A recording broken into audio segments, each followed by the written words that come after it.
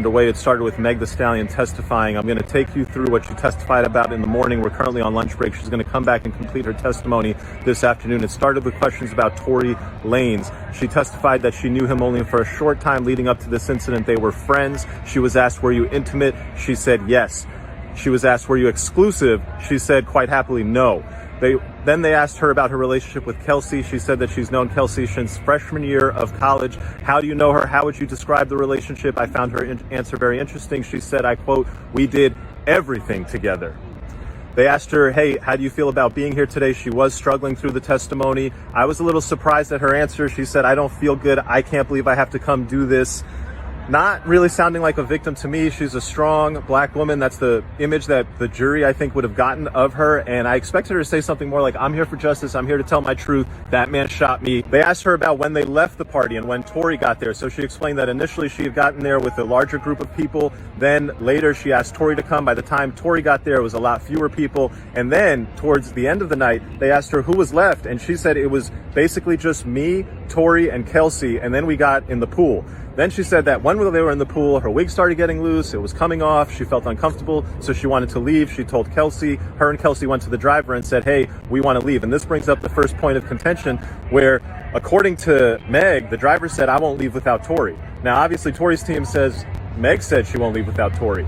And then the person actually, the defense attorney asked, well, why didn't Tory want to leave? And everybody was waiting for the answer to that question because that's the whole Kylie Jenner angle. Unfortunately, defense objected. The judge said sustained. She didn't answer the question, why didn't Tory leave? The whole situation in the car. She testified that, hey, look, we all got in the car. I got out. An argument started to break out. Basically, Tory started the argument. I was shocked when she dropped and admitted that this argument started with Tory saying to Meg, hey, why are you snaking your friend like this? And basically revealing that he had hooked up with both of them, that they had been cheated on by him. And this sort of led into the whole big fight. At one point, she gets out of the car, but then she did get back in because they convinced her to get back in. And then we get to the shooting. And here, there was some shocking stuff. So here's some of the key stuff. One, Meg described that, hey, look, I got out of the car, I looked back over me, and then I saw Tory holding a gun, pointing it at me, and he shot me after he said, dance bitch. But then, this is the prosecution asking the questions, and even in the prosecution asking the questions, she said stuff that makes you scratch your head, which leads you to believe that what's going to happen under cross-examination. The prosecution asked her this, where was Kelsey when Tory was doing the shooting? You know what Meg said? Meg said, I didn't see Kelsey. I only saw Tory. Question, was she in your field of vision? Because she's right there. Where was she? If you can't answer that question, that doesn't seem like it adds up, especially not in a case where the theory from the other side is that there was a struggle and that Kelsey was the one who let off the gun. If the victim can't tell you where Kelsey is, that seems highly problematic to me. The other parts of the testimony that were a little bit confusing is they asked her, where was Tory? Was he standing on the car? Was he standing on the ground? And she said, well, he was shooting up over the window, but I don't know if he was standing on something. And they asked her, how tall is he? She said, I think he's like 5'3" or 5'4". He's taller than that, but that's not tall enough to shoot over the window of an Escalade while standing on the ground. And then they asked her, hey, was he on the passenger door, or was he on the front door or the back door? That's what she said. He's on the passenger side. And they were like, all right, well, was it the front door or the back door? She said, I don't.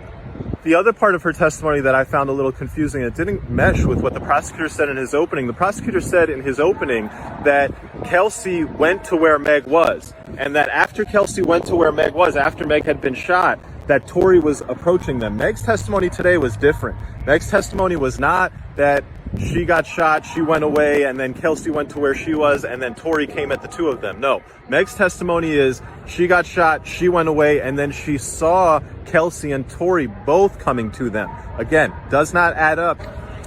We finished with, why did you not tell the police the truth? And this was very interesting, whereas typically prosecutors are in the business of supporting police officers. Here, they elicited testimony where Meg said, look, I didn't tell the police the truth because this was around the time George Floyd had been shot, and I thought if I told them the truth, they were going to shoot Tory.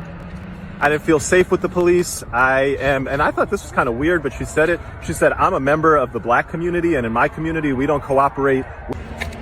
What do I think? I think that the rest of the direct testimony is going to come out. It will be interesting. I think the defense attorney has a lot of room. Hey, what's up, bro? I think the defense attorney has a lot of room to poke holes in the story. And I think the rest of the witnesses are going to say things that the defense attorney is going to have to show that it doesn't all add up. That if Kelsey was right there, how is Meg Thee Stallion going and telling you that when I turned around and I saw Tory shot me, I have no idea where Kelsey was?